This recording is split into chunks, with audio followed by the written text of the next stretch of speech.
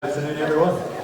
Welcome back to our second panel session of the day. So, I said, obviously, we were talking earlier about how to charge an EV, but today we're talking about living with an EV. So, let's ask some drivers. And we've got an interesting selection with us today. We've got Neil Swan, Chair of Electric Vehicle Association Scotland. We've got Lorna McAtear, who is the Fleet Manager of National Grid, which is not exactly a small fleet, and you've got an amazing new accolade. You've just been appointed, remind me, what is it you've just been appointed? Deputy Chair of the Association of Fleet Professionals. Congratulations, there we go. Lorna knows how it means. We've got James Coates from Cleevely EV Mobile, and we have Heather Kennedy from the Scottish EV Drivers Club and Connected Care with us today. Before we begin, actually, I should point out that we've also got the outside section. I'm aware it's a wee bit freaky outside, but we do have some electric vehicles available to test drive from Tesla, Maxus, Enterprise and EcoCars as well. So if you've got your DVLA check code with you, do check that out. But I suppose the first question will be for our EV drivers today: how did you get your first EVs? Now, it'll be an interesting selection here because we've got our domestic drivers. We'll have probably some that got some through their work, and then obviously some that got them for their work. So, probably, Heather, we'll start with Heather. How did you get your first EV? Was it for personal use or was it for business? Yeah, so it was personal use. I worked back then for a local authority. Just in a customer service centre, and my car broke down when I took my son to Beavers in the middle of nowhere. I had a petrol car at the time, and I just thought, I need a new car. So I went to the garage and just picked a Renault Zoe, didn't even research. But this is back in 2015. Brought the car home, didn't know how to charge it. So that was my experience. I set up the Scottish EV Drivers Club. Somebody within the group decided to show me how to charge it, and that's where my journey started. Super. So I suppose we'll move on to Neil. I believe that yours was it? It was the Energy Saving Trust competition back in 2016. The Energy Saving Trust were obviously promoting EVs, entered the competition, won the car, and thought, I don't know if this will work for me. I do 20 to 30,000 miles a year for work, but there's no harm in trying. And it was the car for a year. 6 months in, I just bought the car because it worked. I was travelling all over Scotland with it, and it just did everything I needed. And since then, I'm my fourth EV. Oh, good innings. I hadn't realised that as many. There we go. Two Leafs and many in here.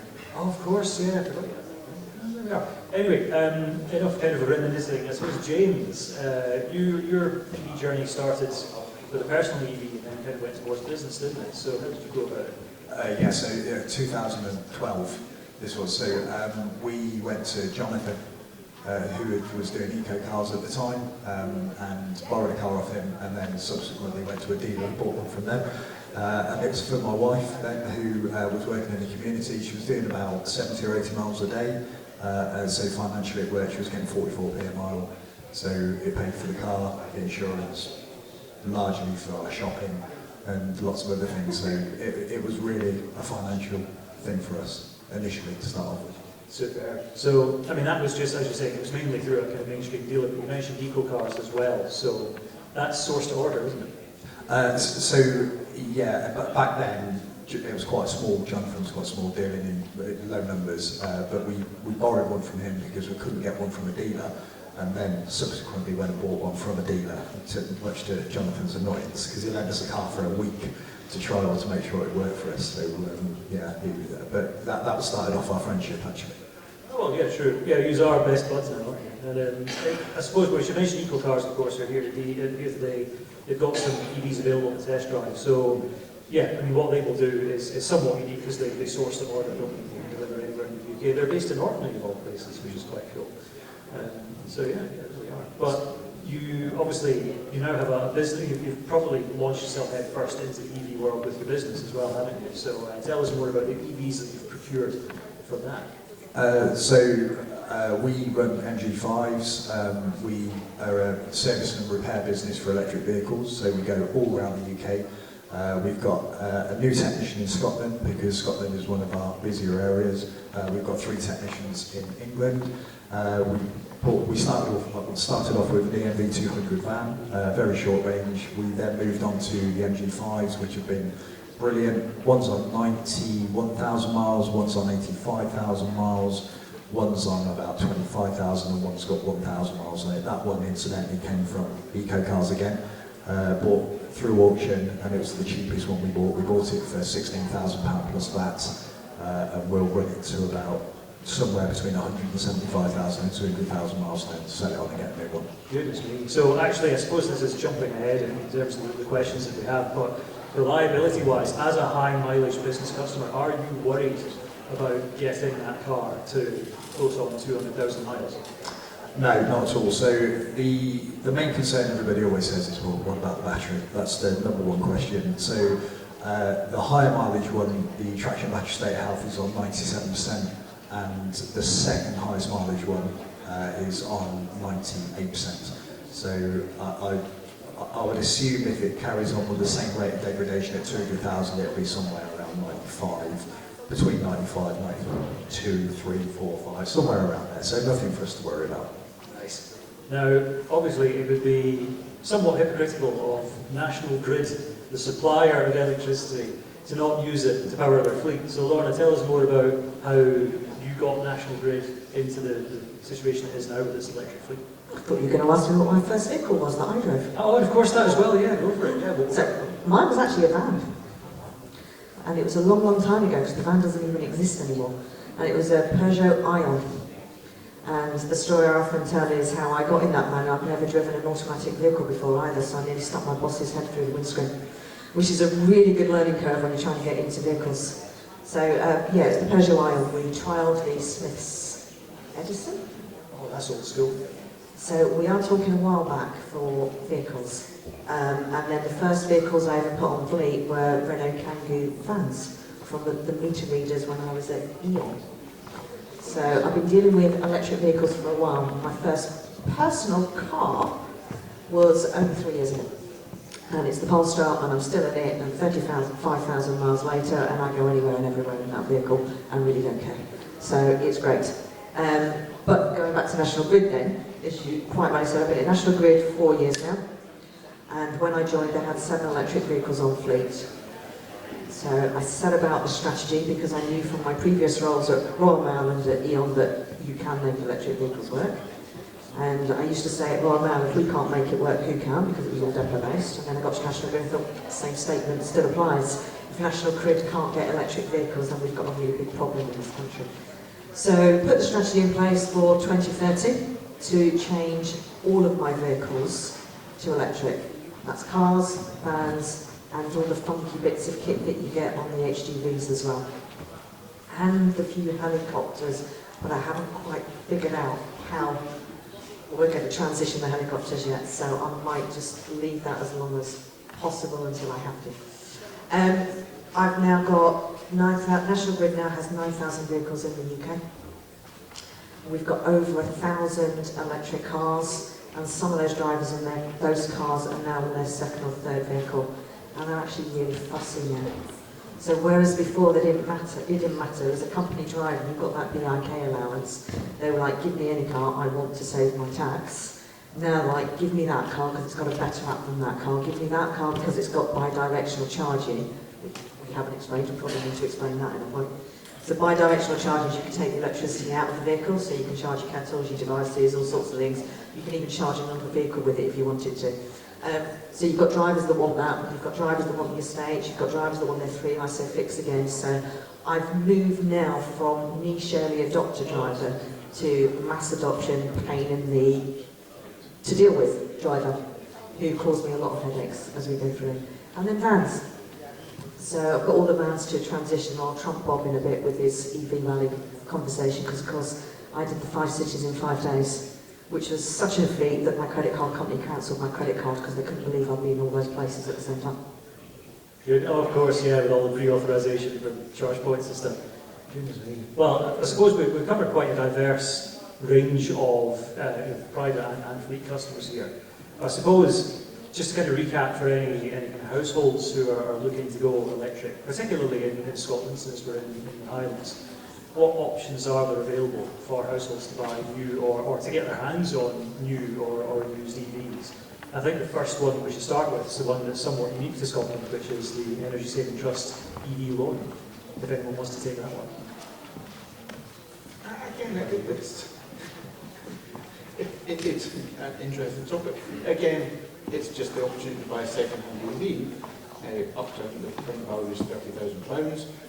And again, it's choosing the one that suits you. And we can still recommend things like go to a dealership, see what's there. And the dealers can be tied to bricks and mortar and online dealerships with physical stock. Sorry, quite a long-winded way to explain it, because unfortunately it currently doesn't include eco-cars, which is actually a better option for most people, because it's easier to pick and choose what you want precisely. So if you want a city runabout, they'll get you the ideal car. Again, the range, because I'm sure agree, the choice of cars is far better now than it was 4 years ago even. So you will find something that suits you. Just consider what your journeys are, what you're prepared to put up with if you need to do a longer journey. And if you can accept that you will have to maybe do a little bit more planning, it will all be straightforward, and just find the car that suits you. True, true. And I suppose for new and in some cases used EVs as well, you can do leasing, you can do PCP, which is I think still the most popular way to by some margin. So basically where you pay your deposit, you have your monthly payments, and then you can either choose to buy it outright at the end with the balloon payment, or hand it back and get another one, I think. But there's also salary sacrifice, isn't there, uniquely for electric vehicles. So tell us more. Yeah, so National Grid actually offer a salary sacrifice as well, so it depends what company you're at and whether they've got one of those schemes. And even if they don't, as long as the amount of money you're contributing out of your salary, because all the salary sacrifice is about is you contribute a payment out of your salary, which means it's taken out before you get taxed on it, therefore you win and the prices can be lower. And your advantage is you tend to benefit from the corporate buying power of like mass vehicles, lots of vehicles. So not every company has a salary sacrifice scheme, and sometimes it just needs a few people to go back in and say, why aren't we operating one? Can we operate one? Please look at it, HR. I would like a car. So that is often offered by a lot of companies, some to avoid a company car scheme. Others who do have company car schemes offer it to all the other employees that aren't entitled. And it is brilliant for electric vehicles because of the way the tax is done at the moment. Yeah, and the other big win in that is that generates a really big pool of second-hand vehicles, which benefits all people who can't access that kind of deal, because you get the opportunity to have the cars that are, they're all desirable, from the smallest Peugeot Ion up to the Tesla S or the X. You will get them coming into the second-hand market at fairly reduced prices, and you can trust that that car will go for a very long time. James already said they're looking at running MG5s out to 200,000 miles. I mean, when was the last time you saw people regularly thinking about running a conventional car out to that sort of distance? And you know that over that period, and the maintenance costs are not going to be excessive. No, so certainly our MGs, so the two that are out of warranty, so the warranty runs to 80,000 miles, they've just had tyres. So that's all they've had at 50,000 miles, both vehicles thereabouts. And I put a set of wiper blades on mine the other day, so they've had no servicing, which I shouldn't say because I'm in the business of servicing electric vehicles, but yeah, they just run and run and run, so no problems. Don't believe the press on tyres at the moment as well. Most of us that drive EVs are still on our first set of tyres, which is why the tyres aren't in their statistics, and that's why the only ones that are there are the go-kart drivers at the moment, saying that you get through your tyres really quickly, because it's those out there having fun. Oh yeah, I mean, my cars go to some very strange places like wind farms, where the biggest risk is actually ripping the tyres off the rim rather than a normal puncture. And my Nissan Leaf for 120,000 miles, strictly speaking, it's on its third set of tyres, because I'm sat now with take winter, summer. But comfortably out the first set of summer tyres over 40,000 miles. And at that point I changed my tyres at 4 mil. So there was still a lot of mileage left in them if you're prepared to run it further. So yeah, they will run and run. If anything, that's better mileage than a typical petrol or diesel car, isn't it? And actually, speaking of the kind of maintenance and consumable side of it, the other thing that you hear about is, emissions from, that electric vehicles are not zero emissions, there's emissions from brake dust. But Well, who wants to talk about regenerative braking and why that's a load of nonsense? I suppose actually, probably, the person who will be servicing loads of tyres and brakes and things, if that's really the case, James. Yeah, so the problem we find with brakes on electric cars actually is they tend to seize because they don't work. They don't get used in the same way that an internal combustion car does. That's the main problem. But for RMGs, for example, the brakes will very likely outlast the car.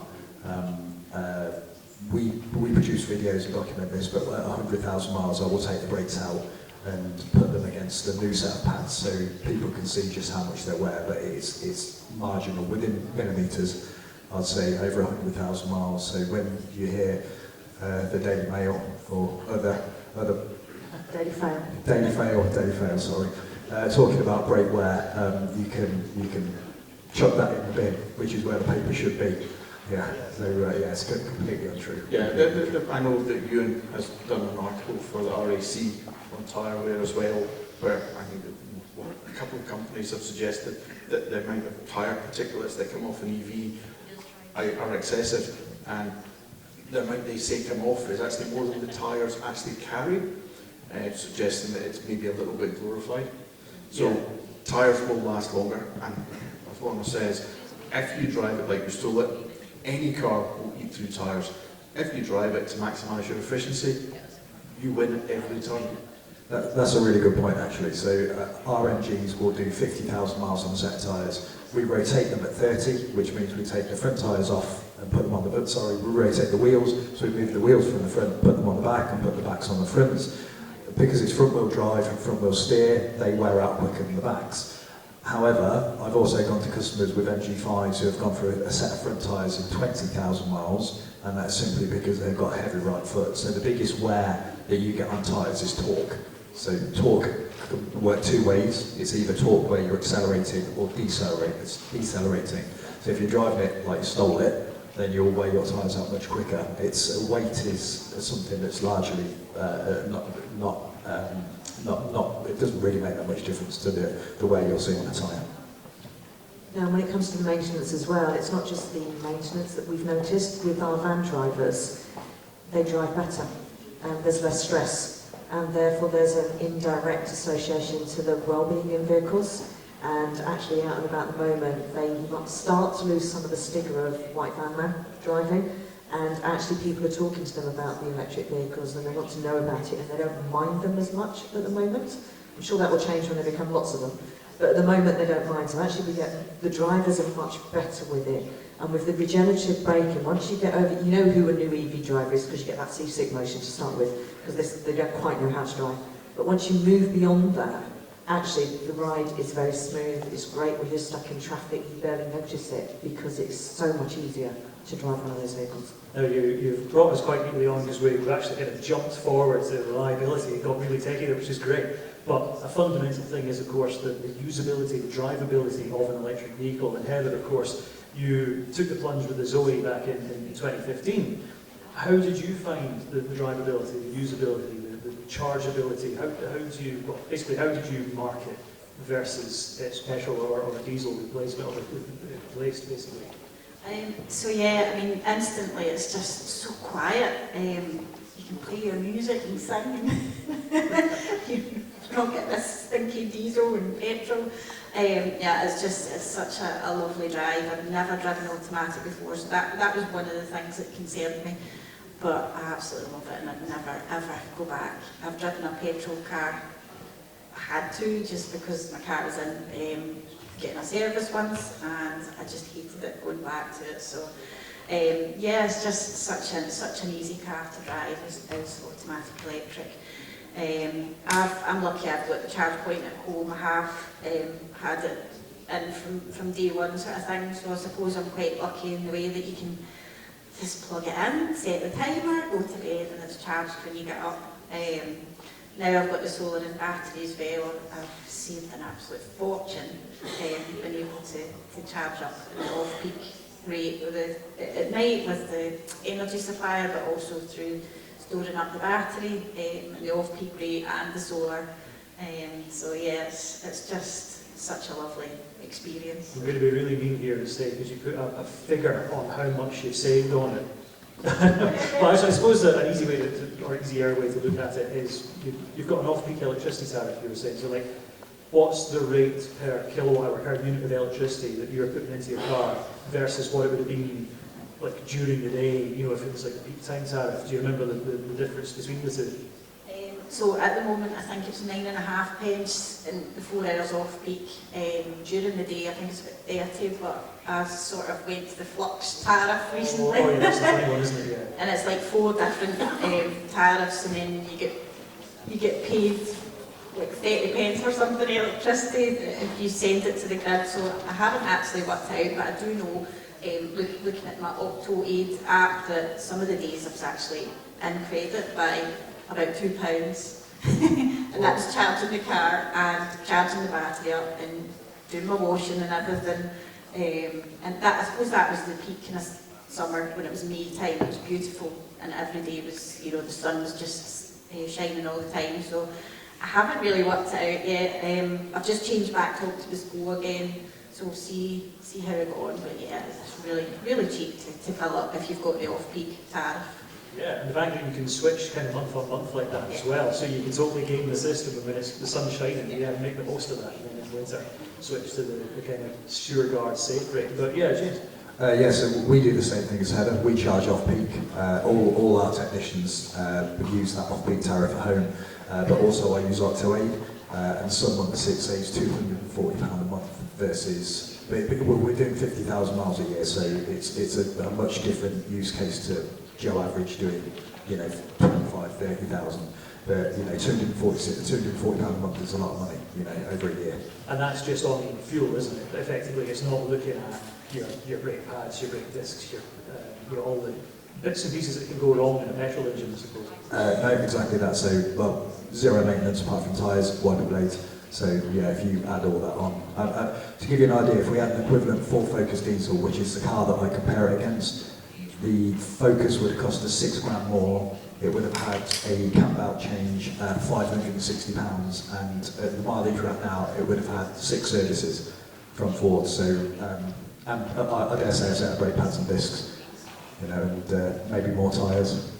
Right, incredible. That's impressive. And of course, over to the manager, very complete. Over 1,000 EVs. What kind of? No, I was going to talk about the. For all those that think it's only cheap for an electric vehicle if you have home charging and solar panels and everything else, I have no solar panels. I have an ancient house. Most of my electricity is during the day, so I do not switch and use a nighttime tariff because then I'll be penalised during the day. So I'm your oddball driver that comes home, plugs my car in at peak, and my credit card bill, I would say, was lower than it was when I was filling up with ice. But when I've got the kids in the car with me and we're always stopping for food, then probably my credit card is not as low as it perhaps could be. But I still make it work financially, even without all those extra bits and pieces and the solar panels or whatever else is needed, I still make it work. Actually, you kind of stumbled across another important real-world usage case, which is when you're stopping at like a motorway service station, and well, we'll start with a family case. No, the family case, like, so typically when you're pulling into a motorway service station, you've got the family in tow. What's ready first, the car or the family? The car. Well, there you go. Exactly. Yeah. So you're having to run back to make sure that it's. The first times we've been using it, yeah, but we've actually got very used to it. So coming up yesterday, 7-hour, 20-odd drive without any stops whatsoever. That's just the Google Map time. It took us 10 hours yesterday, but that wasn't the stops. That was the traffic between Manchester and Preston. It was over an hour's delay to get where we were coming to. I got stuck at the same place. It was amazing. It was just a nightmare, which meant I didn't go to my preferred charging stop, which I know Shane was talking about. You have your preferences. I knew I'd got enough mileage that if I really had to, I could get all the way to Gretna before I panicked. Panic, by the way, was less than 5% battery and the turtle coming on the display. But we managed to get to Southway in the end because all the services were chock-a-block queuing out, and you couldn't even get into the service, let alone find a charger if you needed to. And that was just because of the pure traffic. And that's petrol and diesel cars. It's just like using the services, not. But you were talking about the etiquette earlier as well on the percentages. We literally went into the services, stuck it on charge, got the food, came out, There was enough to get me to the next charge that I'd already knew I needed to get to in order to get here. So we just got in the car and left. It was only 55%. But I didn't need any more, and that's all we did. We just kept moving as we were going through. Yeah, it's a really big point as well. You see the headline prices when you're out in the service areas for electricity for EVs. And it's high because that's an expensive premium asset in the ground. But it's really important not to think about that cost as part of it. You look at the whole year and work out the average cost per mile. Most of your journeys will either be from a home charger, or if you don't have a home charger, there are companies like Connected Care and Charge. You're working with local authorities to put in relatively cheap on-street charging to keep things kind of equitable. In Scotland we talk about the just transition, and let's make sure no one gets left behind. That means that you will think about it in the cost over a year, not on an individual journey, because it's really easy to go down the route of, oh, it would be really expensive driving to London in my EV. No, don't look at that in isolation. Look at it as part of the big picture. I was just going to say, I'm always saying to my drivers out there, bearing in mind I've got over 1,000 EV drivers, you don't fill up at a BP motorway services with diesel unless you really, really have to. And that's exactly the same with the rapid charging. You only use those ultra expensive ones when you really, really have to, and you only ever put in as much as you need to before you get to the next cheaper one. And it's the same mentality. Yeah, volts and bolts. Exactly. James, you've been waiting so patiently. Sorry, come on. I'm probably the exception to that because I am using motorway rapid chargers a lot, and so probably more expensive, but even still, when I offset my 7.5 pence at home, that it gets every single night, well 5 nights a week, it brings that cost down substantially. So even still with the higher prices versus the home charging, it's still much below petrol or diesel.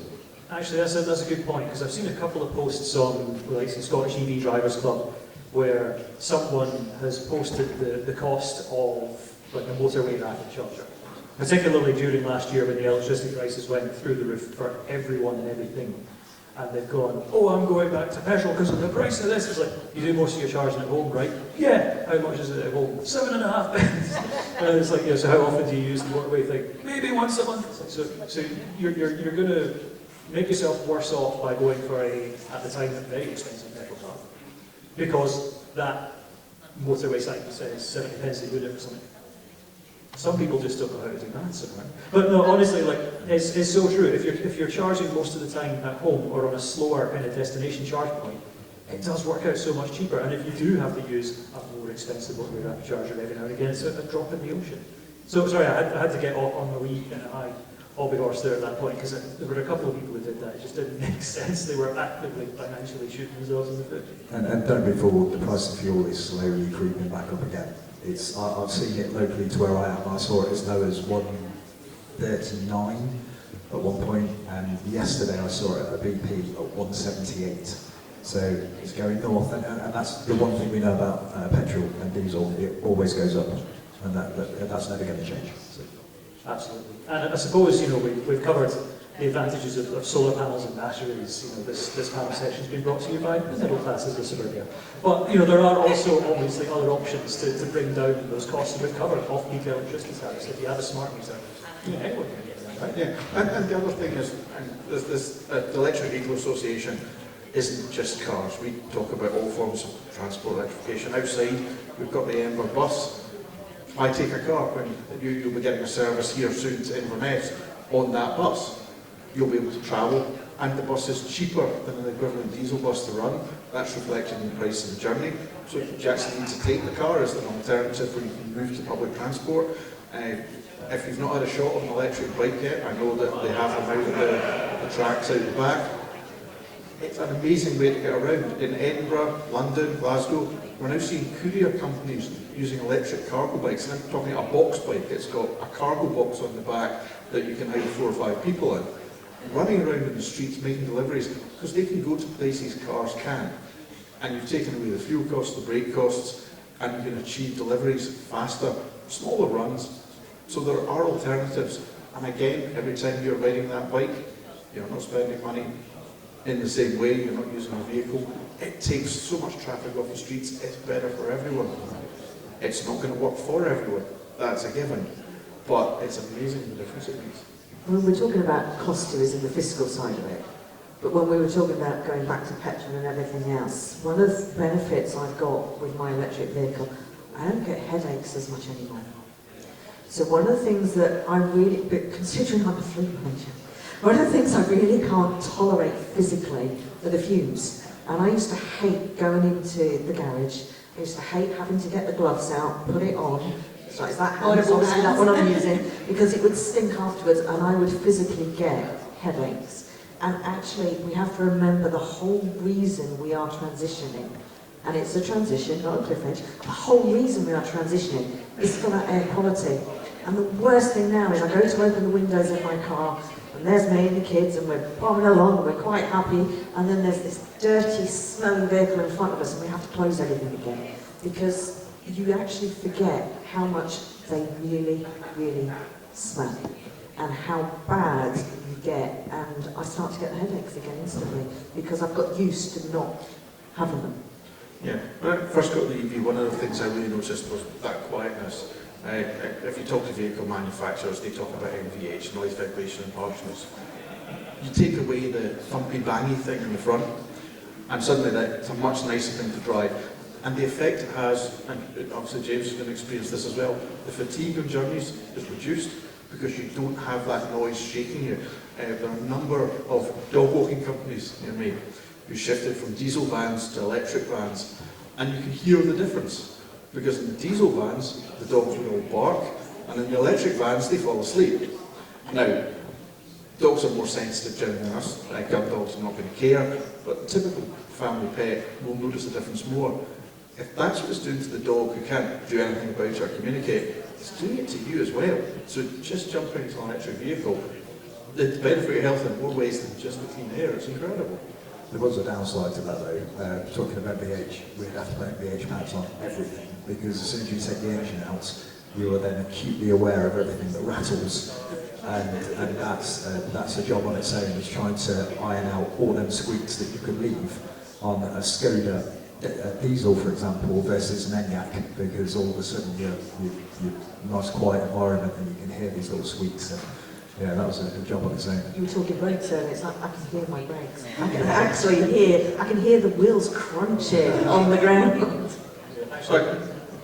The first time I drove my Leaf in heavy snow, it was about 300 mil of snow. So incredibly, it's a Leaf, it's a front wheel drive, normal car, and it didn't care about snow with the right tyres on, it just lifted up and went quite happily. And driving in snow with the window down, you could hear the snowflakes crunching under the tyres, which is a lovely sound, yeah. And driving on the road, anyone who says it's big, heavy, it doesn't work in snow, I'm sorry, even an electric vehicle running in summer tyres is better in snow than a nice vehicle. Yeah, me and Laura from England, we don't get snow. You need to come up more. So actually, another really good point you raised, because I had my EV up in Murray at the beginning of the year there. We were staying at this quaint little cottage right in the middle of the countryside, and then overnight there's just this massive dump of snow. The EV, I thought, is a rear-wheel drive car, big fat tyres on it, which if it was petrol or diesel, as soon as that came across an ungritted hill, it would be crabbing like that, and it would be stalled. It would be like the sort of thing you see on BBC Breakfast News whenever there's snow, you know, the stranded BMW or Jaguar like that on the road. No, because instead of having this massive weight imbalance where you've got a big heavy engine up the front and then hardly anything at the back, you've got this battery that runs most of the length of the car. It's a nice central kind of weight distribution. So even though it was rear-wheel drive, going up this, we are the first person through this snowy road. Incredible winter scenes again. You know, you put the windows down, you just embrace it. But it was completely in control. You need to find that video, because I get asked by my drivers all the time, I need a 4x4, I live in this place, I'm emergency, I've got to have this, that and the other. It's like, and I show them the video of the Fiat 500, the electric car, where you've got the 4x4 Land Rover trying to get up this tiny little bit, and then the Fiat just comes up round them, goes off, and then just off they go, because they actually run it better. Because we also talked about the torque, and the torque is even. So that's the difference as well that you can get out. Oh yeah, yeah. And it's crazy, because like even front-wheel drive petrol and diesel cars will struggle with the snow. I remember I read or seen it that I had back in the day that was just slipping and sliding all over the borders, eventually got beached on this pathetically small snowdrift that someone in a tiny little Nissan Micra then parked on top of. It's just, yeah, but obviously with a BMW i3, for example, which is a small car, rear-wheel drive, very thin tyres on it, that's incredibly balanced and composed in the snow, isn't it? I haven't even began to talk about not having to defrost your car. True, of course, yeah. The app, tell us the app. Oh yeah, that was the thing that most impressed me lived in Scotland. Being able to press a button from the inside of your house and your car instantly defrosts. I think I even did one of these slow motion videos just to show everybody. It's amazing. And on the rare occasion you actually get heat, it actually works in reverse. In the summer it cools your vehicle down, and you can do that before you get to it. Although the MG owners looking on with envious eyes. Oh yeah, so you don't have that? No. It'll come eventually. There's quite a few makes and models that have that on the app, so the car has an app and you can do various fancy functions on it. The Tesla app's particularly good. The Nissan one is slightly funky, but it gets there. But actually, I remember one of my former colleagues pointing out that his car could do the defrosting as well. He was so proud of it. Because I'd just got the Nissan Leaf at the time, I think it was the first car that could do that, and it was electric. He's like, oh, mine's got this auto defrost thing as well, so he presses it from his phone, other side of the car park, big diesel engine comes on just to defrost this, which, oh my goodness, Jaguar has completely missed the point of this. But the beauty of the auto defrost function is not only did you not need to go to your car to defrost it, if it's plugged into the wall at the time, it doesn't take any of the energy from the battery, and if it's not plugged in, it's actually not that much energy out of the battery to defrost it. It's negligible.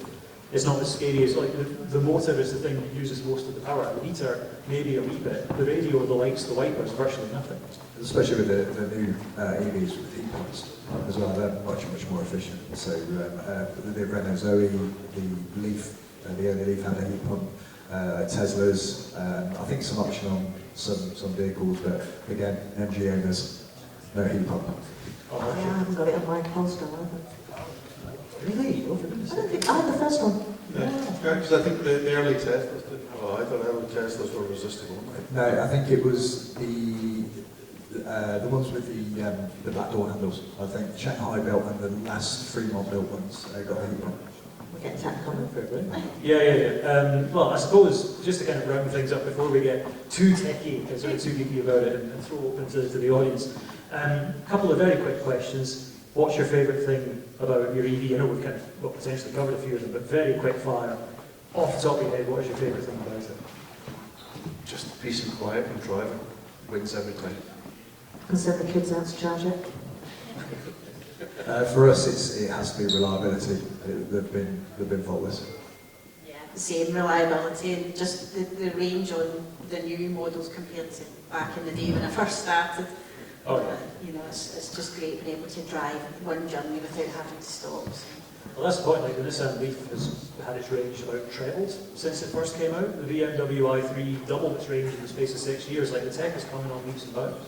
But that's not to say that the older ones are redundant. They're definitely not. They're still very capable cars. And if anything, there seems to be a floor in the price of used EVs where they just won't go any lower because there's that much demand for the cheapest run out. But very final question before we open up to the audience. Would you recommend an EV to anyone in, for household use or for business use? Well, yes. Now, when I first got the EV, it was just a novelty, something to try, and I ended up within the Electric Vehicle Association, where we go out and we talk to people, and we accept it's not going to work for everyone, but it will work for nearly everyone right now. And when the tech comes along, we get the bigger batteries to give heavier vehicles longer range. On the fleet world, we're already seeing trucks coming with usable ranges. Yeah, absolutely. That truck on the rally was the only vehicle on the first day of over 300 miles that didn't have to stop and everybody else had to stop. Well, Side note. Yes, I would recommend an EV to anyone. I am realistic though. It still doesn't quite work for absolutely everybody yet. So do be realistic about what it is. But do not be dissuaded by all the press that you get out there at the moment. And second-hand vehicles are really, really good. Yeah, going on from what Lorna just said there, forget the press. If you want to know about an EV, speak to an owner. You'll get the best information. Also, another important point, it doesn't work for everybody. I was talking to a lady outside this morning. She just bought a Mercedes Sprinter diesel van. She does 300 miles a day. There's nothing out there which will work for her. Yeah, but for me, doing 50,000 miles a year, it works really well, but I consider myself quite an experienced EV driver, so I know where to go, at what times, where to charge, where to avoid, and that's just because I've been doing it for so long. But also, if you're going to try an electric car, do try an MG5, because it is, without a shadow of a doubt, one of the best electric cars out there. It may not, the model I've got doesn't look aesthetically beautiful, however, as a vehicle, it's brilliant. You forget to say that it's one of the cheapest, which is the other reason it's brilliant. You're rushing me. I was getting that. It's also one of the cheapest that you can get, so give it a go. Yeah, so yeah, no, absolutely. As I say, 2015 I got my first one, and I vowed never to go back in a petrol or diesel again. Absolutely. I mean, obviously they don't work for everybody. There's vans and things that still haven't got the range and the payload that everybody needs at the moment, but it is getting there. And as you say, speak to Scottish EV Drivers Club, EVA Scotland, people that's been driving for a long, long time, that knows, that's been through the pain of hardly any chargers back in the day, to people queuing up for chargers and fighting over them. But yeah, I think I loved it so much that I ended up changing my career, and I'm now in the charging industry, so I'm so passionate about it then. Very much bitten by the EV bug then. Yeah, definitely. On that note, we will throw open to the audience. If you've got any questions, now is the chance to ask some proper veterans of this, people who've been driving them since the years when there was a lot less charging infrastructure, the ranges were lower, it was harder to do than it is today. And even then, they were loving it, as you can hear. Any questions? I mean, in fairness, we are actually, as is tradition. And if you don't want to ask just now, come over and see us in the stands. We'll talk for hours. Bring a seat. Actually. And as I said before as well, there are numerous electric cars outside, just round that way, available for test driving as well.